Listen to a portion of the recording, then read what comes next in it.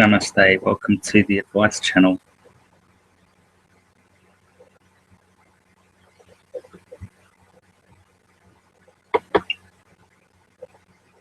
Namaste, Atma, Amaya, Bhagavati, Jerome.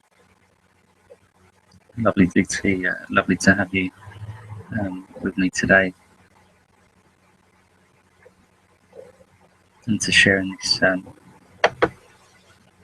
these beautiful words that allow us to come to recognise and rest in our true nature.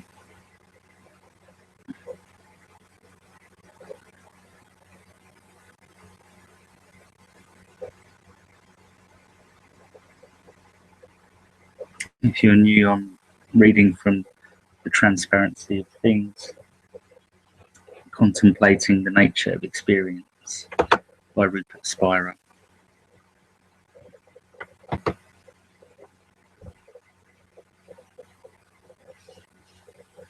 purpose of Rupert Spira's book is to look clearly and simply at the nature of experience without any attempt to change it. A series of contemplations leads us gently but directly to see that our essential nature is neither a body nor a mind. It is the conscious presence that is aware of this current experience. As such, it is nothing that can be experienced as an object, and yet it is undeniably present. However, these contemplations go much further than this. As we take our stand knowingly as this conscious presence that we always already are, and reconsider the objects of the body, mind, and world, we find that they do not simply appear to this presence, they appear within it. And further exploration reveals that they do not simply appear within this presence, but as this presence. Finally, we are led to see that it is in fact this very presence itself that takes the shape of our experience from moment to moment, whilst always remaining only itself. We see that our experience is and has only ever been one seamless totality, with no separate entities, objects, or parts anywhere to be found.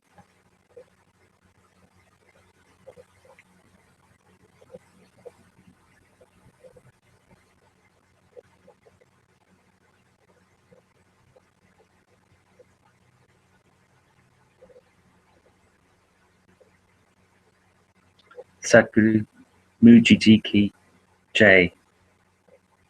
Sadhguru Anantaji Ki Jai.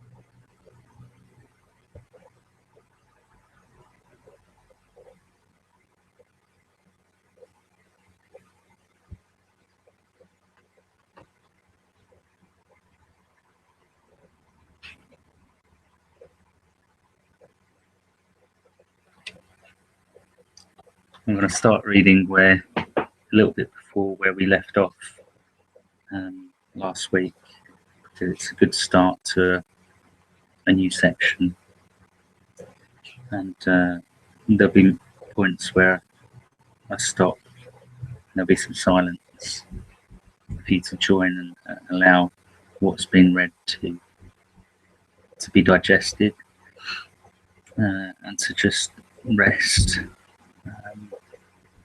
knowingly in the truth that these words point to.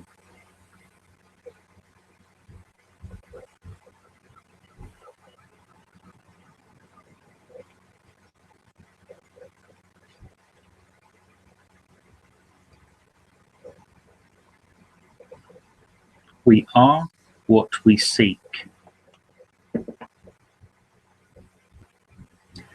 Consciousness is the primal and most intimate fact of experience.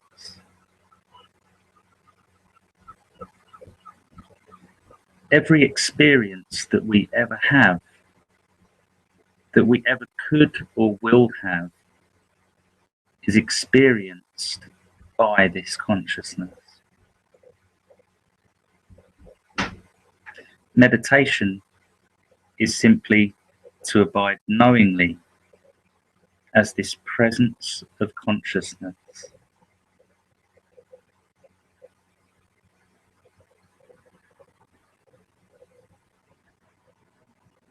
It is very easy because we already are that. In fact, it would be impossible to be anything else.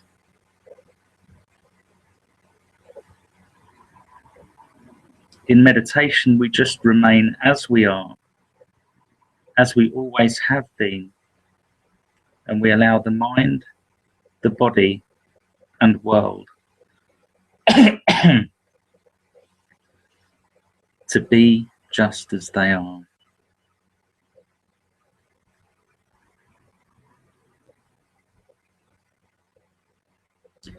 The presence of the mind, the body, and the world, however peaceful or agitated, is only possible because of this witnessing presence of consciousness.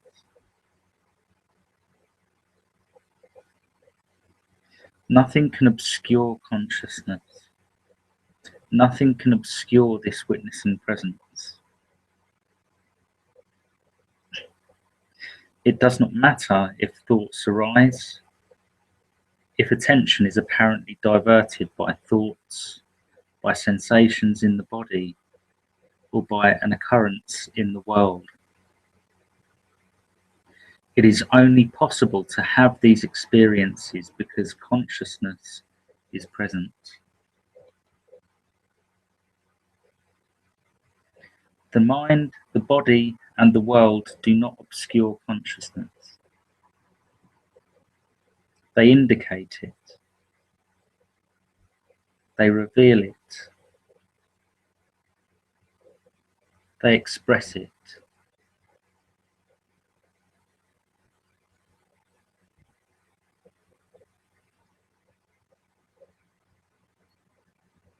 In meditation, the mind is allowed to be exactly as it is, without the need to change it.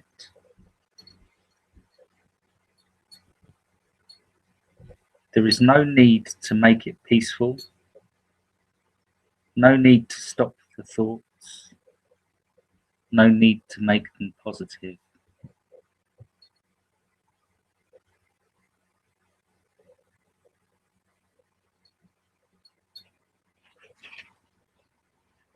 We just remain as we are, allowing our experience to be whatever it is from moment to moment.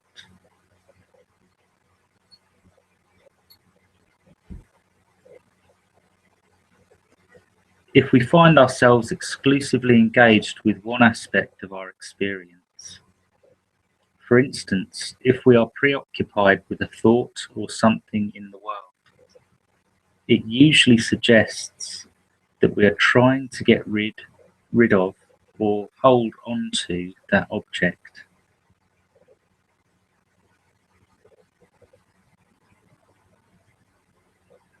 We either like it and want to keep it,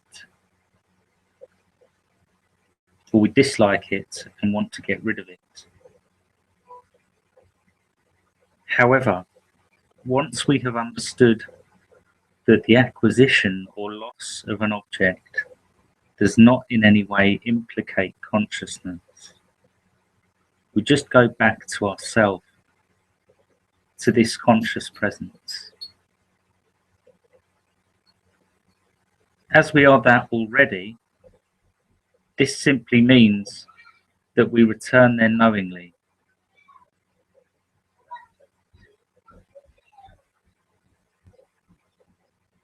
We We seem to return there, but in fact we just remain there, knowingly. We abide there.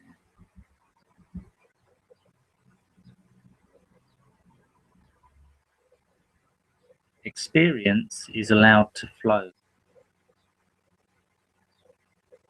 It is allowed to move and change.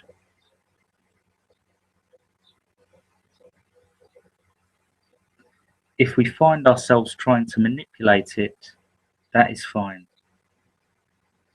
That is also part of the current experience. It is allowed to be.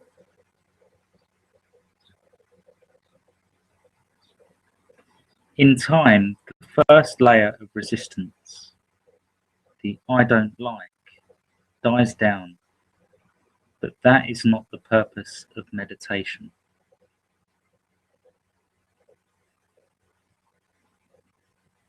There is no purpose to meditation.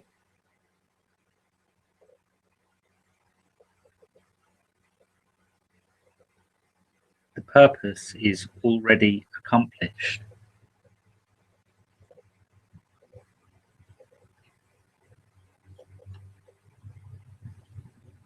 We are already what we are.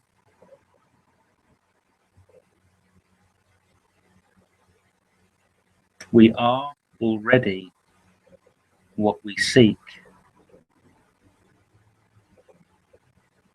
We just abide as that.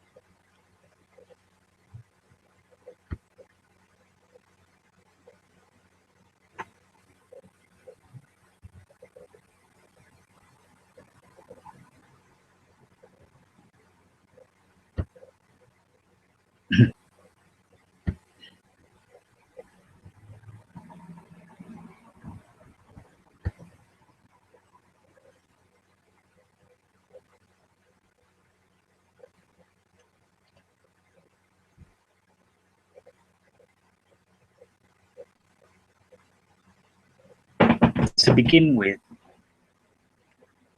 as we take a step back from the objects of experience,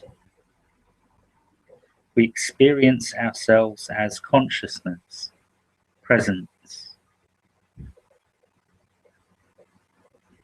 Later on, we discover that peace and happiness are inherent qualities of this presence.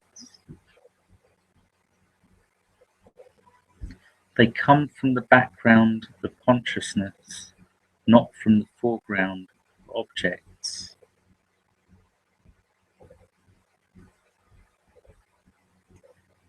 However, it is artificial to divide our experience into two, into consciousness and the mind-body world, into the subject I and the object, the mind-body world.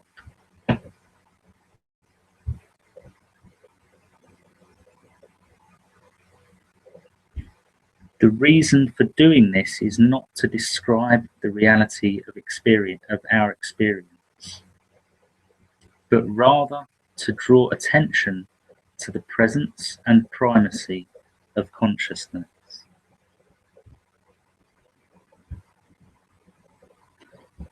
Normally, we are lost in objects, in the mind, body, and world, and we're not even aware of the presence of consciousness. So in order to see clearly that consciousness is present in every experience, we take a step back, so to speak, from the objects of the mind, body, and world.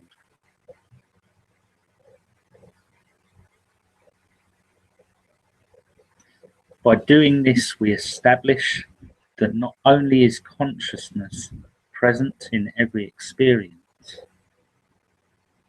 but that it is our primary experience.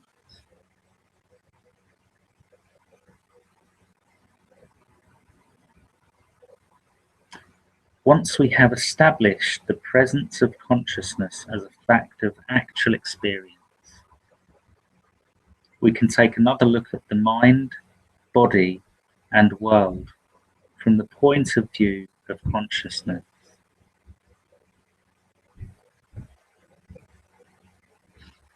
Where do our thoughts appear? Do they just appear to consciousness, or do they appear in consciousness?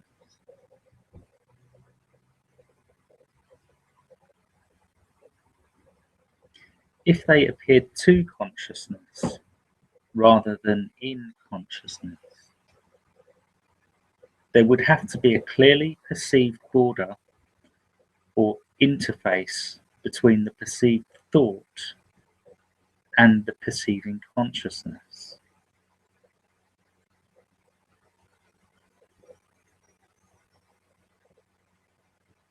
So if they appear to consciousness rather than in consciousness, there would have to be a clearly perceived border or interface between the perceived thought and the perceiving consciousness. Do we experience such a border? Look at a thought now.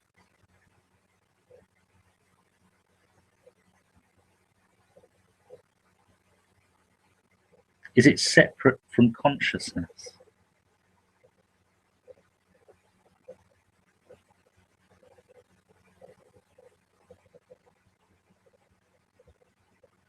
Is there a place where they meet?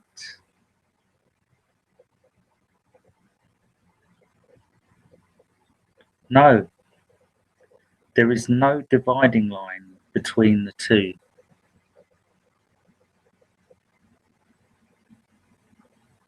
The thought obviously occurs within consciousness. We can do the same experiment with the bodily sensation.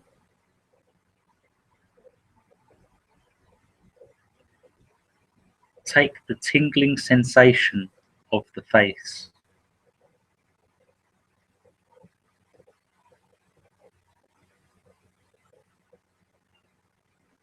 Where does that sensation appear?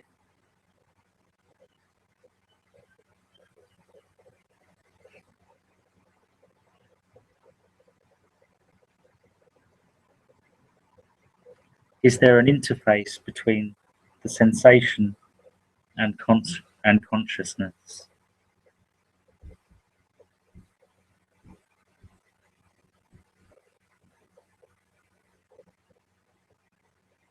Does it not appear in the same place as thoughts appear?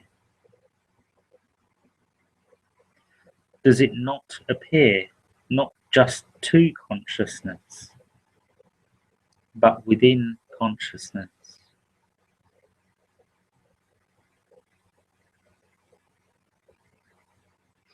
We should not believe the story that the mind tells us about what and where the body is.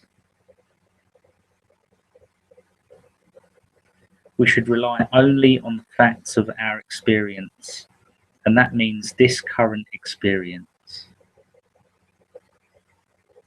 That is the test of reality, of truth. In this investigation, we have to be innocent, like a child, and honest, like a scientist. Innocent in the sense that we take every experience as if we were experiencing it for the first time, which is in fact the case. And honest in the sense that we stick to our actual experience and discern what we think we experience from what we actually experience.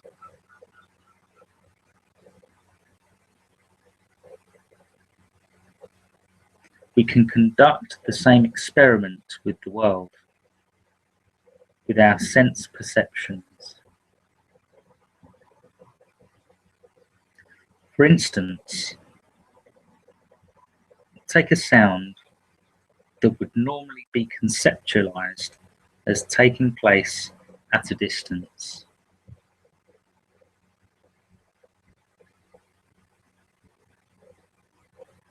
Refuse any story that the mind tells us about the nature and whereabouts of that sound.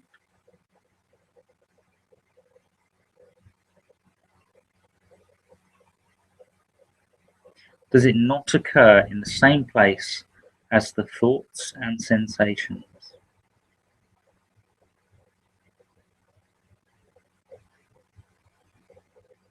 Does it not arise within consciousness?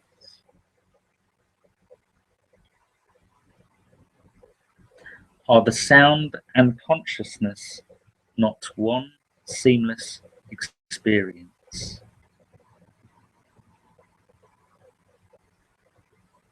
Is the sound at a distance from consciousness, separated from it?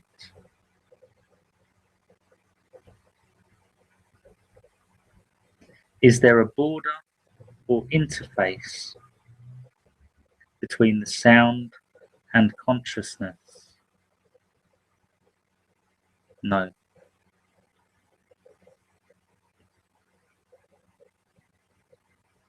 When thoughts, sensations, and perceptions appear, they appear in consciousness, not just to consciousness.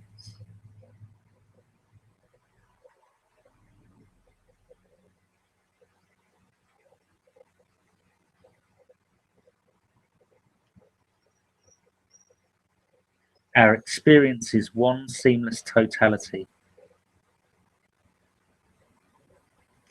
The consciousness and the thought, sensation, or perception are one experience.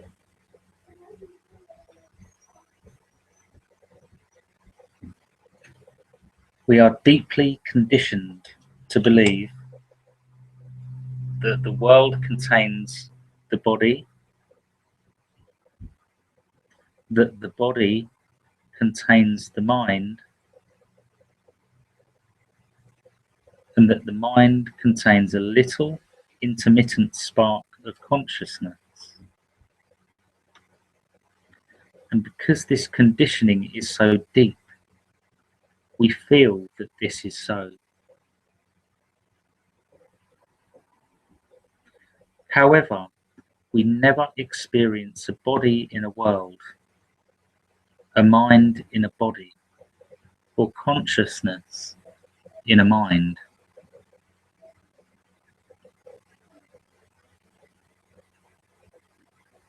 It is not the world that contains the body, the mind, and consciousness.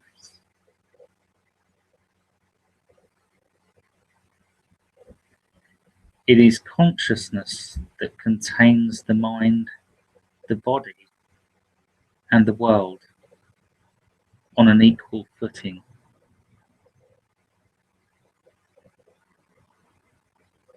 The mind, the body, and the world appear in consciousness. That is our actual experience. It is not an extraordinary experience. It is not the experience of 1 in a million enlightened sages. It is just our natural, everyday experience. It always has been. When it is seen, it is so simple and so obvious.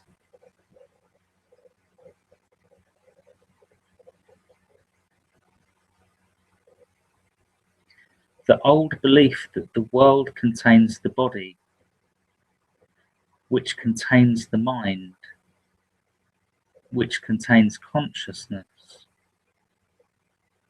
triggers a series of thoughts, feelings, and activities, all based on that belief.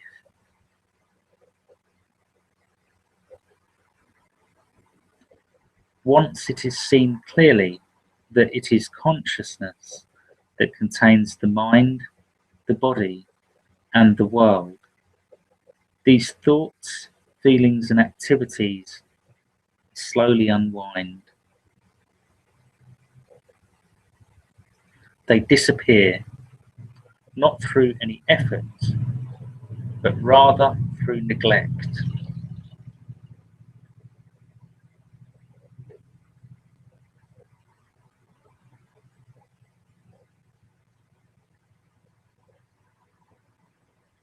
They simply become redundant. Their foundation has been removed. The clear seeing that everything is within consciousness is instantaneous.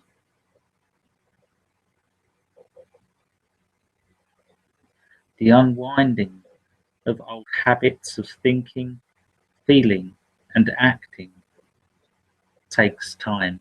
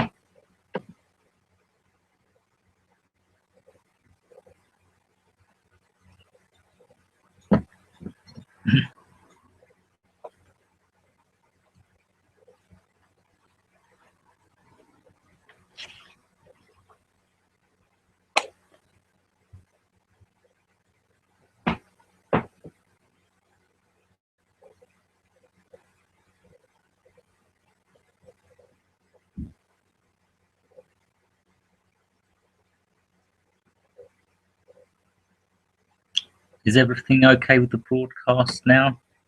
I think Bhagavati is saying that the video was lost, but now it's back. Is the sound okay?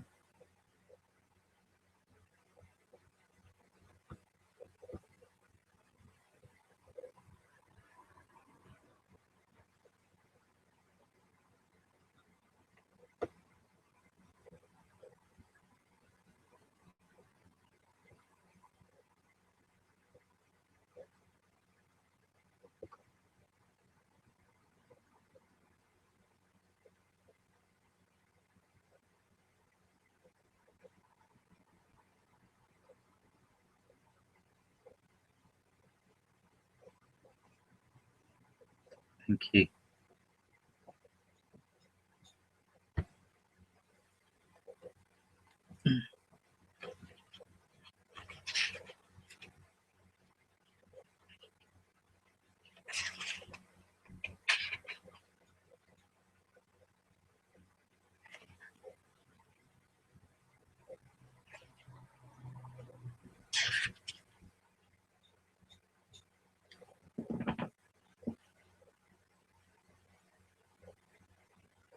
This exploration about the true nature of experience can be taken further.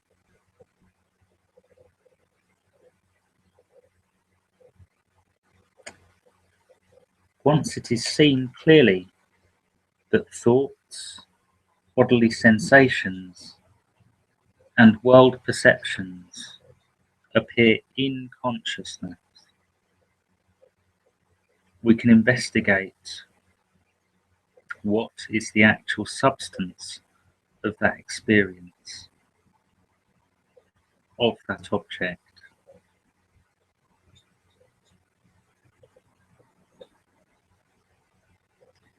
Take a thought, for instance.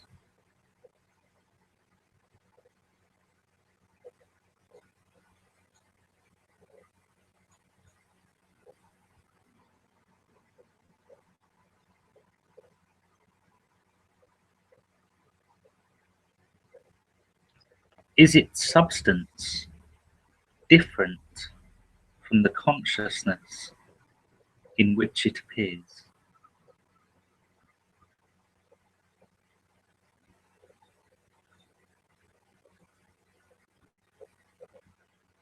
Is there any difference between the actual sensation of the tingling in our fingers and the consciousness in which it appears?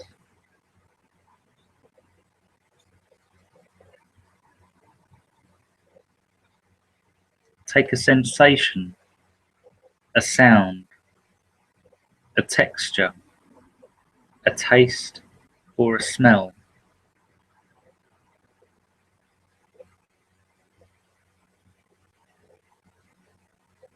See that each appears within consciousness, and then go deeply into the actual experience itself and see what it is made of.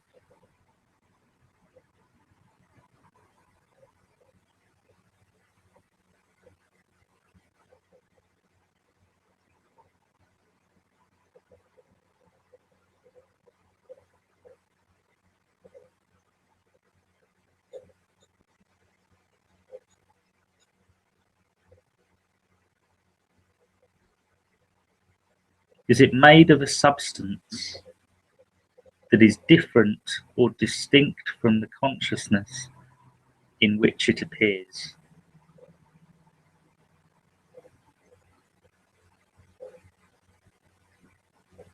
Is there any difference between the actual sensation or perception and consciousness itself?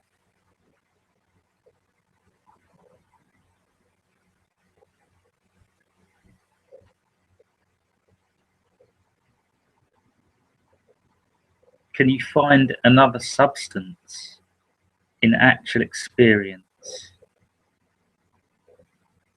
out of which the sensation or perception is made?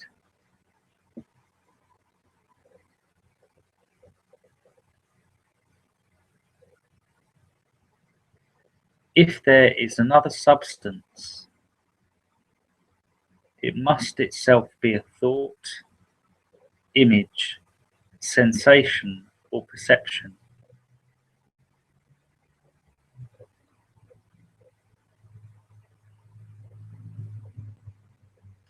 Just repeat the same experiment with it until it becomes absolutely clear and obvious that there is no substance to experience other than this very consciousness.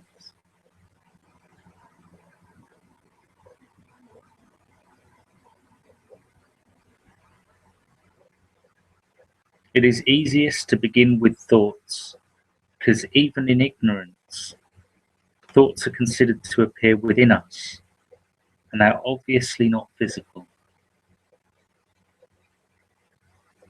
However, the whole field of sensory perceptions can be explored in this way, and each of them in turn is revealed to be made only of consciousness.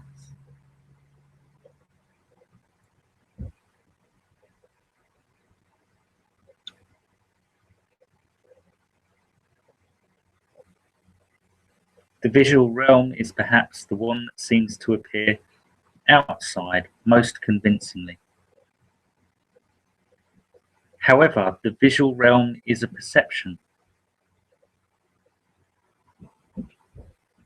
It is made out of perceiving, out of mind, which, as we have seen with thoughts, is nothing other than consciousness. There is no difference.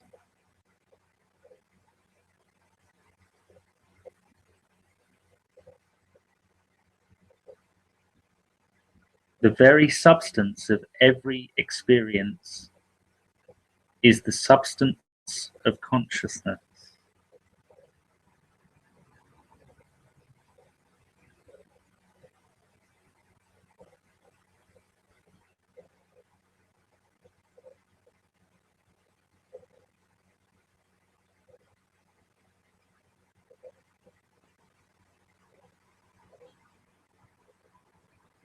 Objects do not just appear in consciousness, they appear as consciousness.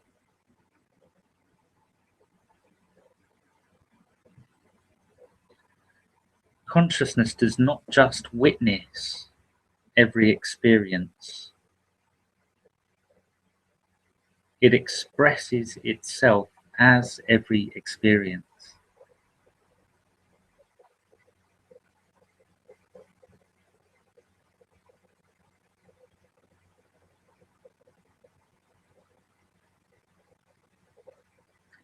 Everything that is experienced by, through, in, and as consciousness.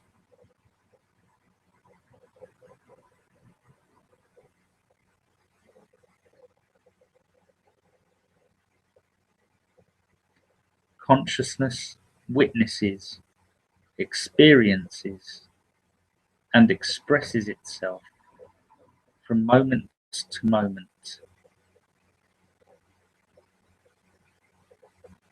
And when there are no objects present, it simply remains as it always is. That is all there is. Presence. This.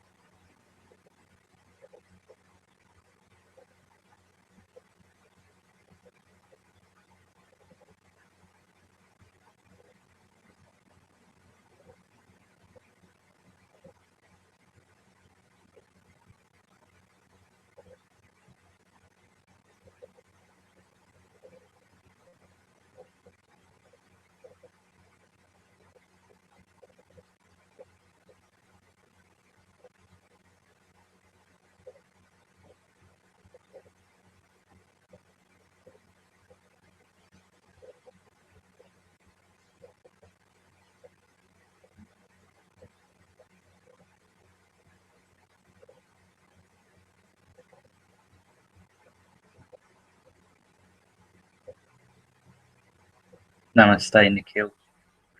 Lovely to have you join us.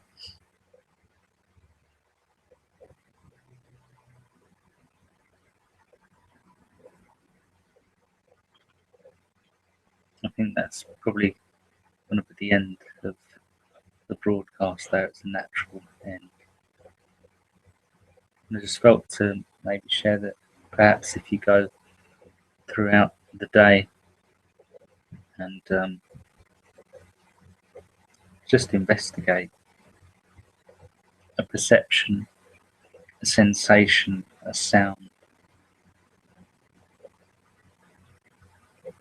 and go into that, feel that, and ask, is there a separation between consciousness and the perception, the sound, or the sensation? Do you find two things? Is there a distance?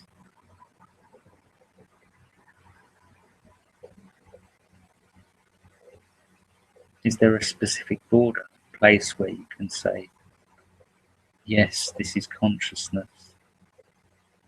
And that's the point where it ends and the perception, the sound, or the sensation begins. Is there an interface? Is there a point where they meet?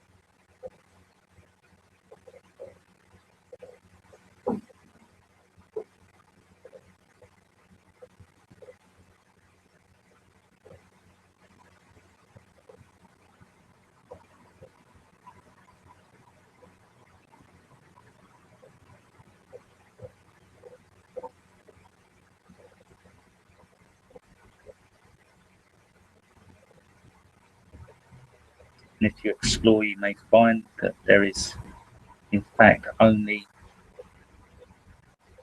this substance, this one presence.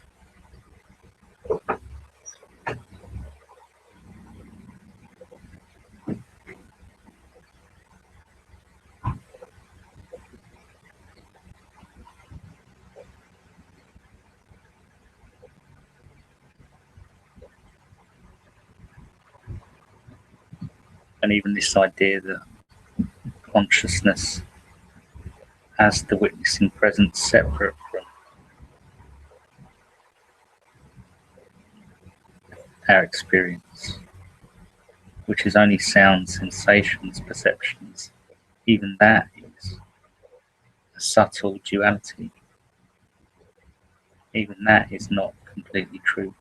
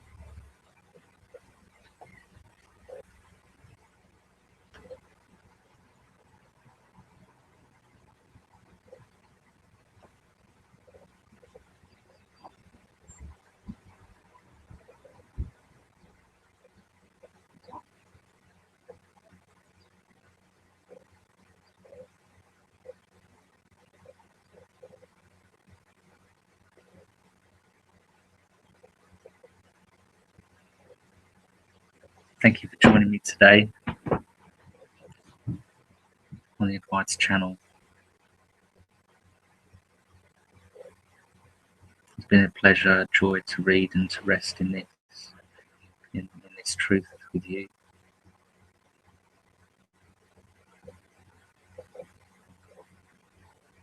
see through the delusion of separation.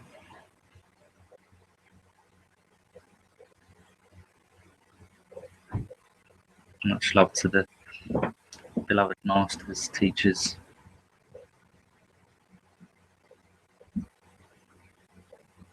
You share with us all the time this beautiful truth as this truth.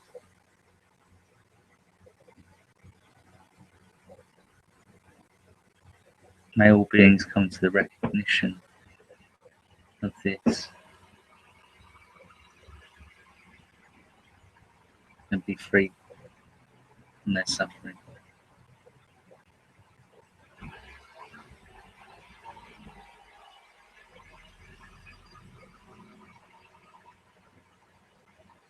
Om Sadguru Guruji Ji Ki Jai. Om Sadguru Ananta Ji Ki Jai.